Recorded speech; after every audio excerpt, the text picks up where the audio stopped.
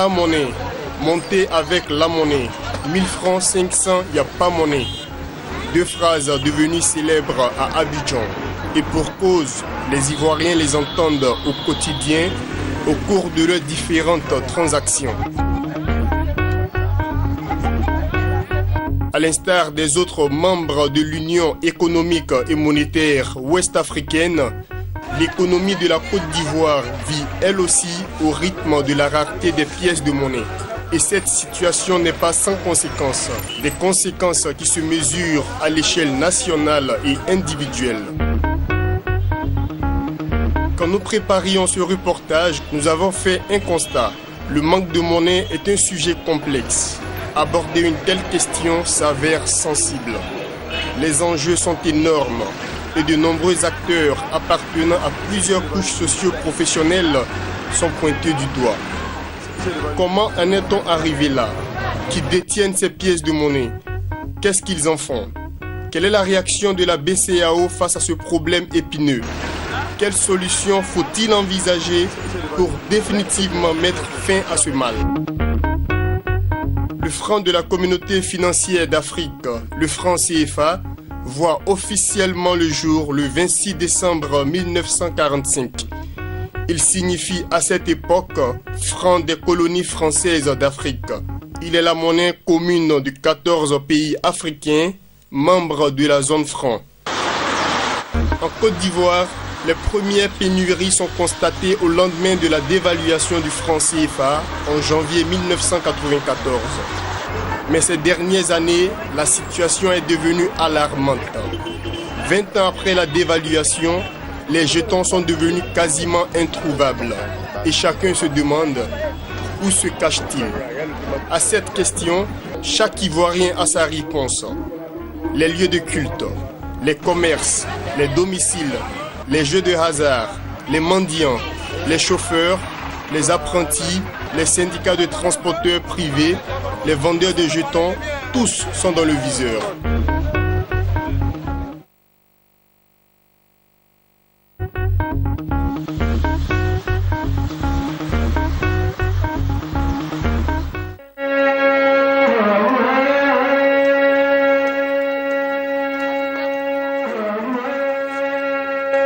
Pour vérifier nos informations, notre première enquête nous conduit à cette mosquée dans la commune de Cocody. Nous sommes vendredi, les mosquées sont plus fréquentées que d'ordinaire. Il est midi. Les premiers fidèles arrivent. Certains s'asseyent directement sur les nattes. D'autres observent 2 unités de prière pour saluer la mosquée. En ce jour de fête, les musulmans offrent de l'argent en aumône. Ibrahim est collecteur d'aumône depuis 15 ans. Comme lui, ils sont une dizaine d'hommes, de femmes et d'enfants à se faufiler et à présenter leurs caisses aux fidèles. Caisses dans lesquelles des milliers de fidèles glissent très souvent de petites monnaies. Des caisses, il en existe fixées également le long des murs et sur les piliers de la mosquée. Les fidèles peuvent à tout moment introduire leur aumône en pièces de monnaie ou en billets de banque. La prière de ce vendredi est accomplie. Nous retournons à la mosquée pour faire le point de la quête de la journée. De nombreuses pièces étalées, prêtes à être comptées. Nous retrouvons Ibrahim pour savoir leur destination. Je me plie des boîtes et puis des nattes pour chaque vendredi. Et lorsque j'ai fini, je vais donner la caisse à l'imam. Et l'imam prend la caisse pour travailler. Il y a des femmes qui vendent les galettes, qui viennent de mettre les monnaies. Mais il y a les petits trucs comme le ventilateur qui est en panne, bien chose. L'imam prend ça pour faire ses réparations. L'imam prend l'argent et on met tout ça la monnaie en billets pour faire les dépenses de la mosquée.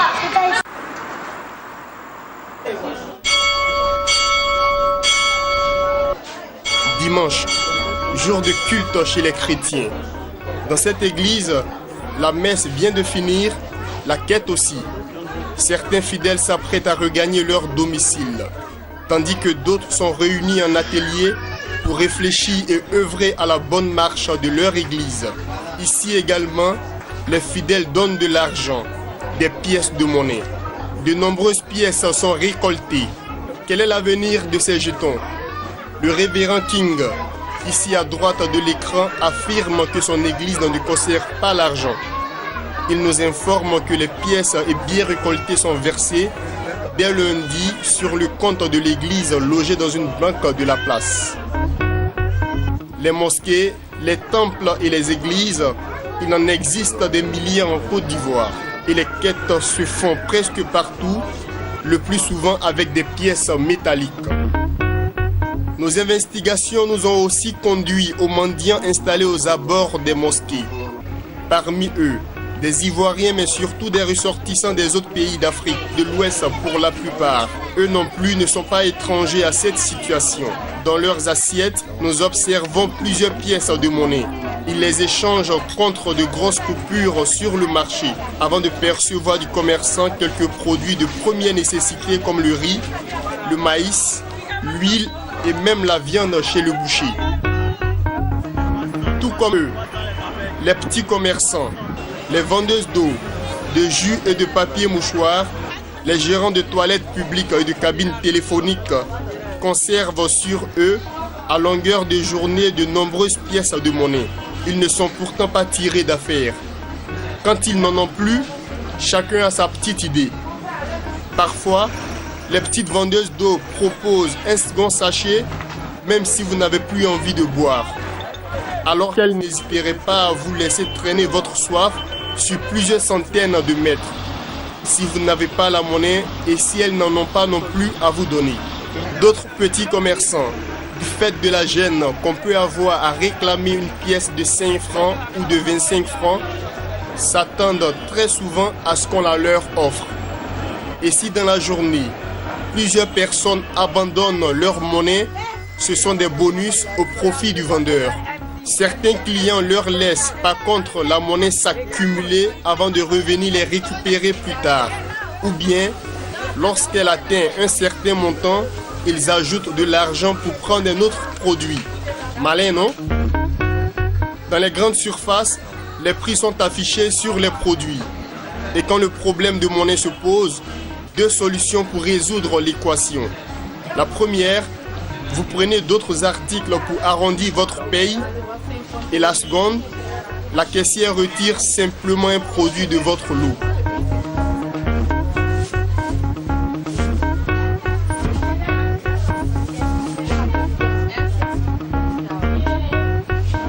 Quant aux pharmacies, le remède est tout trouvé. Les caissières vous proposent gentiment des bonbons, des chewing-gums et autres friandises. De nombreuses personnes voient en cette pratique une façon pour les caissières d'apporter un plus à leur salaire. Quelques rares fois, un bout de papier portant le cachet de l'établissement et le montant dû est remis au client. Une sorte de sésame avec lequel il peut plus tard récupérer son dû. Nous avons rencontré deux caissières, elles se sont prononcées sur la question et expliquent les raisons de certaines de leurs pratiques. Et le problème de monnaie, vraiment, c'est devenu très crucial. Ça frise maintenant, on disparaît. On nous traite maintenant de malhonnêtes parce que c'est difficile pour nous de donner toujours la monnaie, surtout en pharmacie. Parce que, en général, en pharmacie, les produits viennent avec les prix. Souvent, il y a un problème de 15 francs, de 10 francs, surtout même au niveau des petites monnaies. C'est un peu compliqué. On est toujours en train de s'excuser. Ah, s'il vous plaît, je vous dois 10 francs, 15 francs. Mais quand tu dis ça de 7h jusqu'à une certaine heure, jusqu'à 11h comme ça, arrivé à une certaine heure, tu es fatigué, tu oublies. Et quand tu n'arrives plus à dire cela, vraiment, les clients s'énervent et ils te traitent de malhonnête. Souvent même les clients laissent leurs médicaments même pour une pièce de 10 francs, bien pour une pièce de 15 francs. Donc maintenant on est arrivé à un stade où on a trouvé le système de donner des bonbons. Mais les bonbons encore, ça devient encore, c'est devenu encore plus grave. Parce que vraiment, pour quelqu'un qui est malade, déjà même les dépenses, là, même, il a déjà mal au cœur. S'il vient payer un médicament, ça de 18 000 bien 19 000. Il a besoin de ces petits jetons pour rentrer, pour vraiment se soulager avec.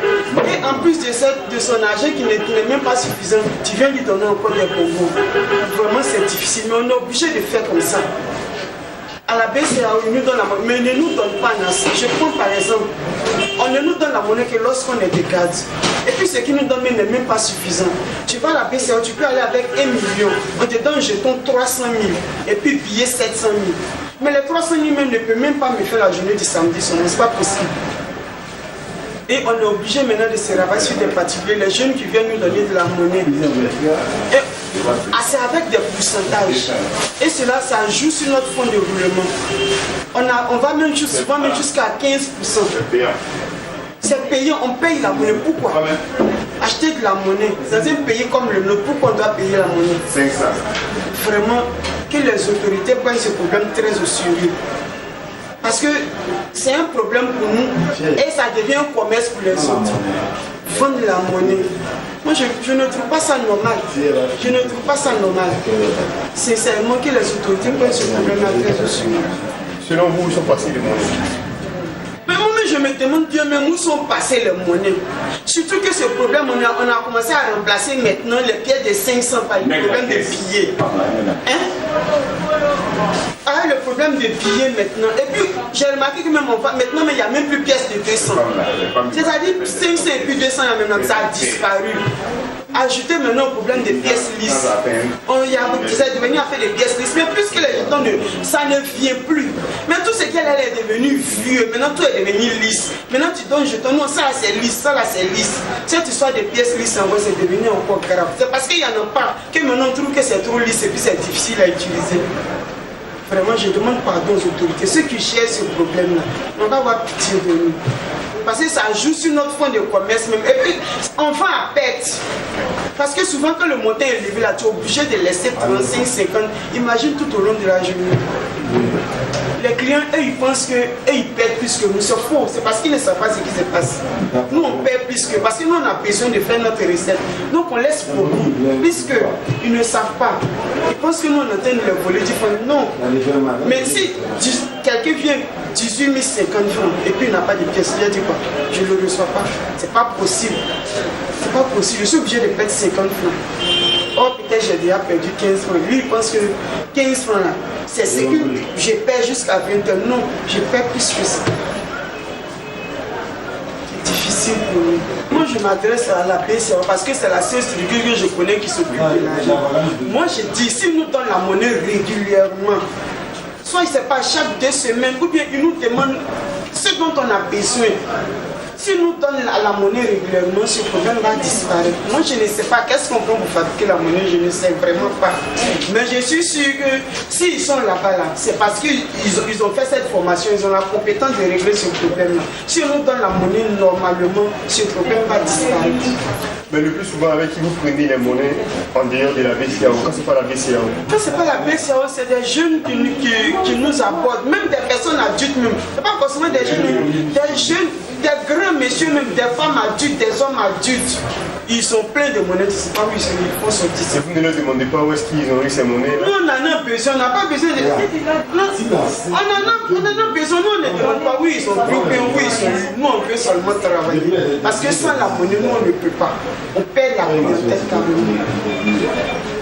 Bon, quand on n'a pas de monnaie du tout, on essaie de faire comprendre aux clients s'il peut ajouter un produit dessus. Il y a d'autres qui sont compréhensifs, donc par contre il y a d'autres qui le prennent très mal. Il y en a d'autres qui comprennent très vite, disent bon je peux prendre quelque chose pour qu'on arrondisse et puis ça passe. Quelles sont les choses que vous donnez le plus souvent? Les bonbons. Quoi encore? Les biscuits.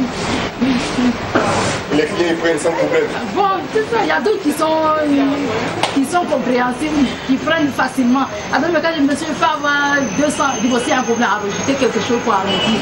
Mais par contre, il y a d'autres, mes 5 francs, ça reste pas. Je veux mes 5 francs, oui, et te laisse la marchandise.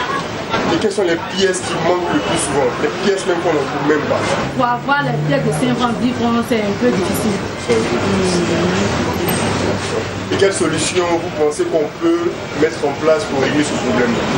Bon, on peut demander au gouvernement si vraiment, peut-être les banques ont de la monnaie, s'il peut faire sortir pour que nous aussi on puisse en avoir pour satisfaire les clients. Sinon vraiment c'est un problème, ça nous fatigue. Il nous arrive souvent de payer la monnaie.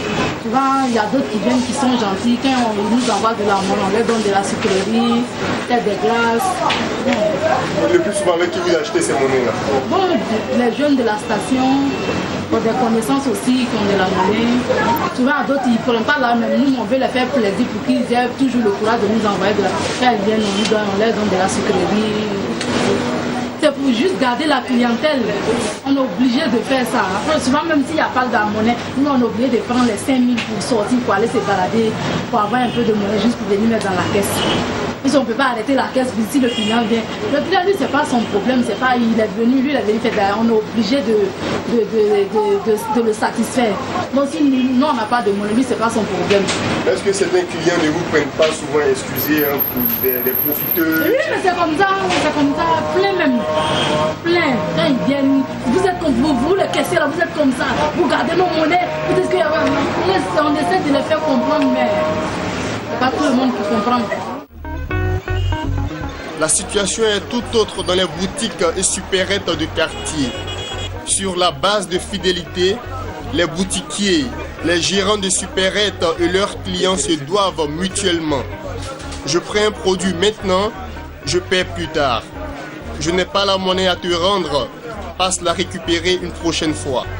Ici, il règne confiance mutuelle entre le vendeur et l'acheteur. Dans le transport, le phénomène cause de réels désagréments. On assiste fréquemment à des scènes de prise de bec entre apprentis et passagers. Parfois même, ils en arrivent aux mains. Les chauffeurs de bus, de minibus, de taxis communaux et intercommunaux exigent le plus souvent aux passagers de payer les titres de transport avec la monnaie exacte. Et s'il n'y a pas d'affichette ou des autocollants qui vous le rappellent, le chauffeur ou l'apprenti s'en charge, des fois avec virulence. Dans le cas échéant, vous êtes prié de ne pas prendre place dans le véhicule ou bien même de descendre si vous êtes déjà installé. Quand vous montez sans leur accord, des traitements spéciaux vous sont réservés. Soit l'apprenti prélève de votre billet de banque plus qu'il ne doit, soit il vous associe à un ou plusieurs autres passagers avant de vous remettre un billet que vous allez partager. Soit il vous donne des pièces jugées trop lisses que lui-même refuserait avant de se sauver dans le véhicule déjà élancé sur la route. Les agents des syndicats des transporteurs appelés Nyambolo, mot bambara qui signifie en français ma main, rappellent l'apprenti à s'acquitter du droit de chargement de la voiture. Un droit de chargement qui se règle souvent en pièces de monnaie. Des pièces qu'ils conservent à longueur de journée. Et le soir venu, après le travail, chauffeurs, apprentis et agents de syndicats remettent toutes ces pièces de monnaie à leurs copines ou leurs sœurs, vendeuses d'eau, de jus et de papier mouchoir ou encore aux petits commerçants. Ces derniers leur offrent des pourboires en retour. À ce sujet, les opinions diffèrent. Si certains ne se reconnaissent pas dans cette attitude, d'autres par contre la confirment. Souvent la nuit, quand il descend comme ça, là, je cherche du monnaie, moins 5 000 à 6 000 gardés, déjà pour qu'on puisse travailler ça. Bon, pour dire affaire de monnaie, les clients, c'est vraiment des souvent, c'est pas de ça. Quand vous allez travailler comme ça, là, le soir, les monnaies que vous avez là, vous faites quoi ça? Bon, souvent on va à la station. Les jours où je ne travaille pas là, je ne peux pas garder mon monnaie chez moi. Je peux donner à la station. Et la demain, je commence comme ça. Mais les jours où moi, je travaille, je garde sur moi, je donne une recette de camionneur, et je travaille ça. Là, les jours là, ça m'a aidé. Ça peut m'aider beaucoup. Ouais, bah souvent, on apprend les monnaies les clients. Donc, on vient voir les filles qui vendent nous souvent, elles nous donnent monnaie aussi. Donc, souvent, elles aussi, quand elles prennent les monnaies, elles viennent nous voir. Souvent, ça nous attend à la station. Et quand on descend, on fait la monnaie. Souvent, on leur donne 5 000, souvent 10 000, souvent 3 000 souvent. Parce que quand on apprend les monnaies, on descend, on vient les voir. Souvent, les 50, on apprend les viands, c'est voilà la dernière fois de viands, c'est souvent la plus de 500. Donc, on obligé de venir. Donc, souvent, ça va les filles. Ça va les filles, souvent, on a des deux c'est un nom de jetons. 200, 100 francs.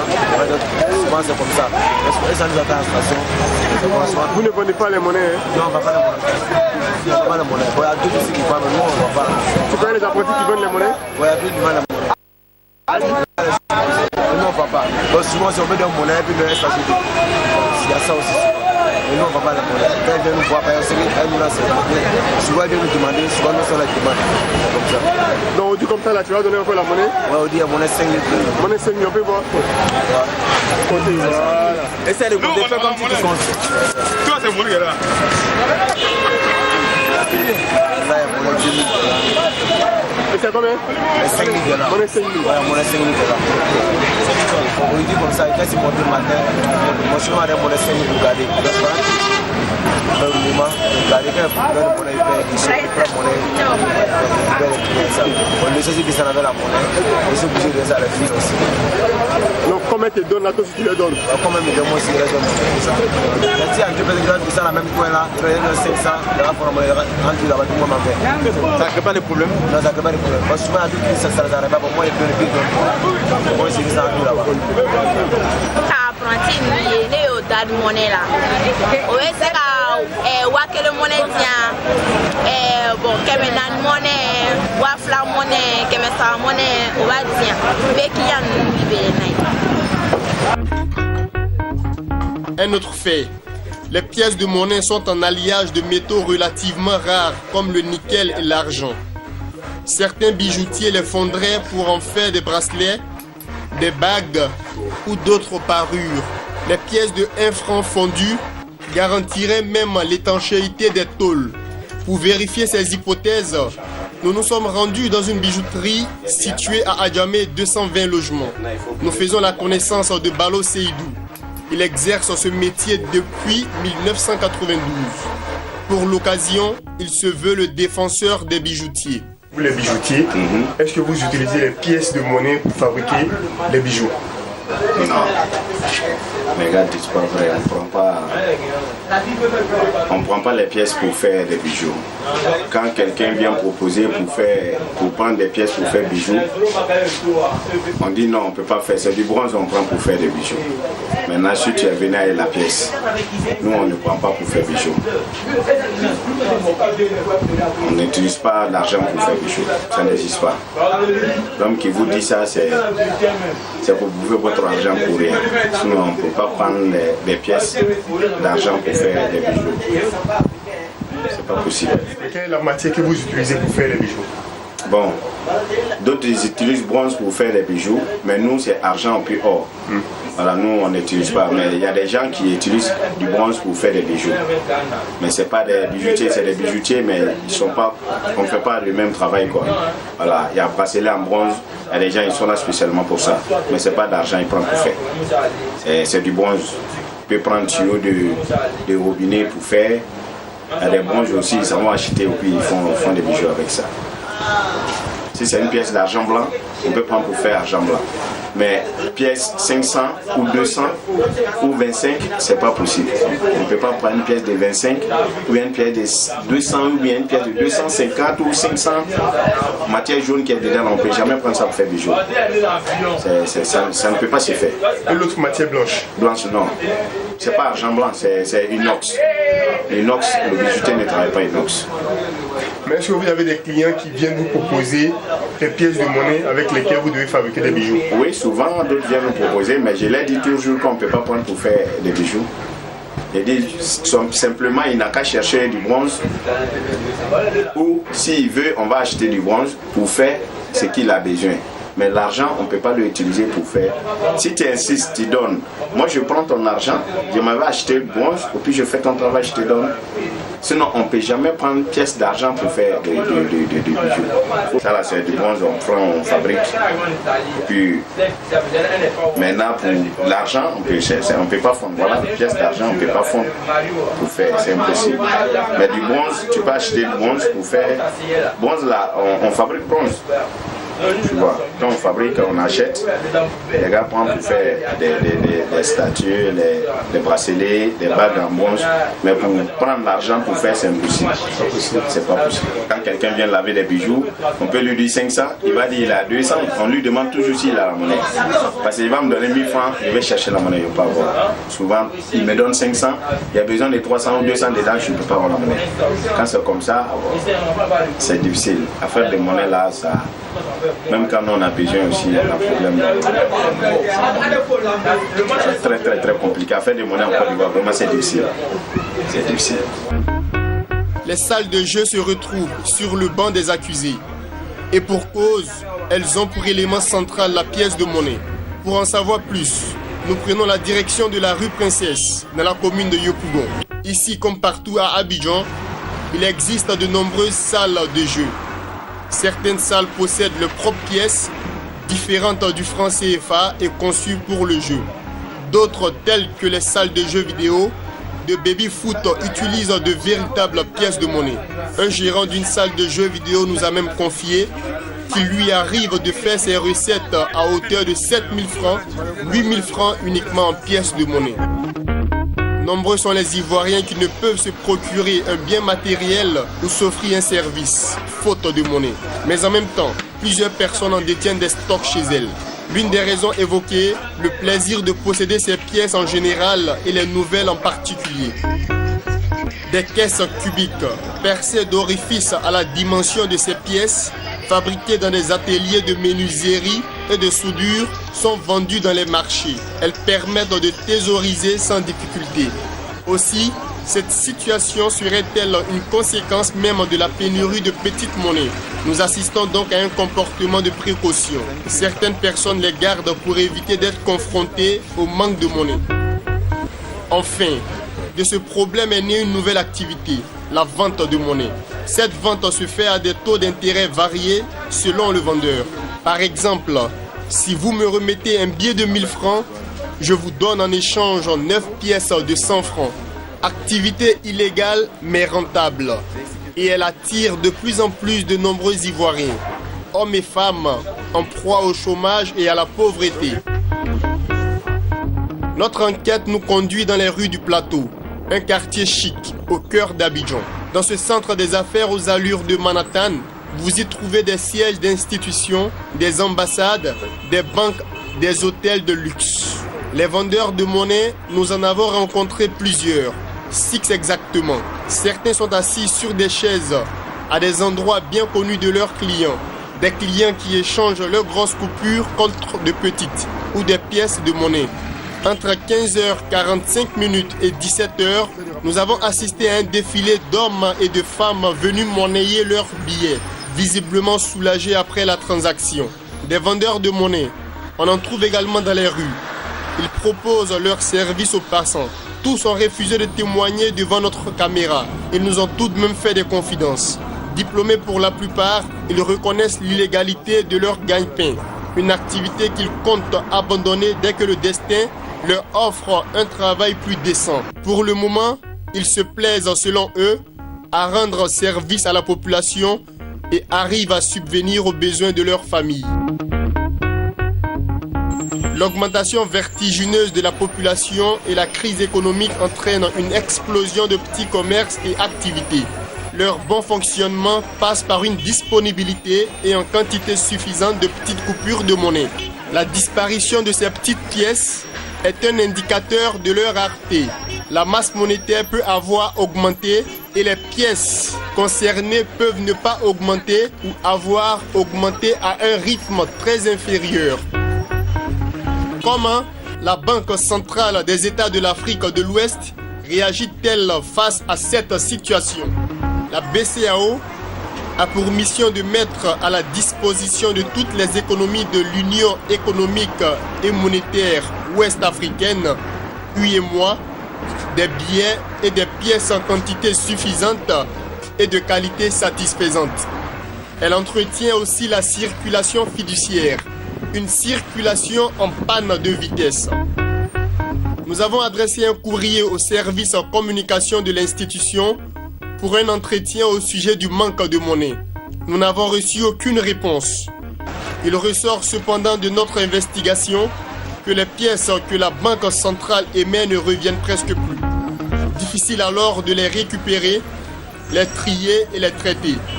Elle ne peut donc pas les remettre aux banques commerciales et au trésor public dans un état valide pour qu'elles soient de nouveau mises en circulation. Une autre réalité. Non seulement ces pièces n'existent pas en quantité suffisante, mais certaines personnes les refusent, prétextant qu'elles sont lisses et que les écritures ne sont pas lisibles, ce qui signifie que la pièce mise en cause n'a plus cours libératoire.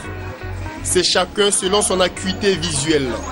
Paradoxalement, ce sont ces pièces qui circulent le plus. Chacun veut s'en débarrasser au plus tôt. La réponse de la Banque centrale est sans équivoque. Une pièce est dite mutilée et sans valeur quand les inscriptions faisant référence à la structure émettrice sont totalement absentes des deux surfaces de la pièce. Si votre pièce porte toujours une des inscriptions citées, elle est encore valable. Il est cependant possible d'échanger les pièces ou les billets dégradés aux 2 tiers à la Banque centrale et dans les banques commerciales. La cherté de la vie a, à son tour, précipité la disparition de certaines pièces. Si la pièce de 5 francs manque, celle de 1 franc a totalement disparu. Elle ne peut plus rien acheter, elle n'a plus de valeur. Elle est sortie des habitudes, si bien que la somme de 5 pièces d'1 franc n'est pas acceptée comme valant 5 francs. Elle demeure toutefois l'unité de compte. Quant à la production de nouvelles pièces, la BCAO serait confrontée à un problème budgétaire.